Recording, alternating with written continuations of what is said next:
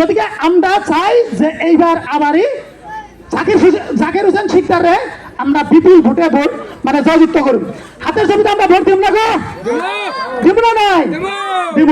আমি আরেকটা কথা কই, হরিক্ষেত্রী অবশ্যই ওটা কিন্তু দুভা অঞ্চল, কয়েকচি দুভা অঞ্চল না গো, কয়েকচি বা তার দক্ষিণটা কিন্তু দুভা অঞ্চল। তথাপি আপনারা যায় দেখ পাইন হরিক্ষেত্রীর হাতে আর আঙ্গর পূর্বর যেটা ভবানীপুর কম্পেয়ার তুলনা করে দেখ পাইন ওই অঞ্চলটা বহুত উন্নত আমাদের অঞ্চলের দিকে, তার মানে রাস্তাঘাটের দিক দিয়ে। অনেকে প্রত্যেক বছর বানপানি হয়, একটা রাস্তা বানানোর পরে পরের বছর তো বানপানি ভাঙবাড়ি করে, তথাপি বহুত উন্নত আছে। এইটা কেরা করছে? জাকির হোসেন শিকদারে করছে। গতিকে জাকির হোসেন শিকদার আমাগর এই পাকা বেতবাড়ি সমষ্টিত নতুন করে আইছে, নতুন করে আয় নাই গো, আমাগর ভবানীপুর সমষ্টি এইখানি পাকা বেতবাড়ি নতুন করে পড়ছে।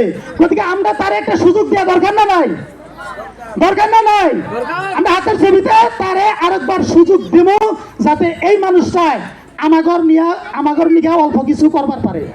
তার সুযোগ দেই, আমার সুযোগ দেওয়া উচিত, কারণ ওই মানুষটার দুইবার এমএলএ হওয়ার এক্সপেরিয়েন্স আছে, অলরেডি দুইবার এমএলএ হয়েছে। যার ওই মানুষটার জানা আছে বীজ করে কোন জায়গায় গেলে কাম আনন্দ যাব, তার জানা আছে কোন টেবিলে ফর্ম দিলে কাম ফট করে হবো।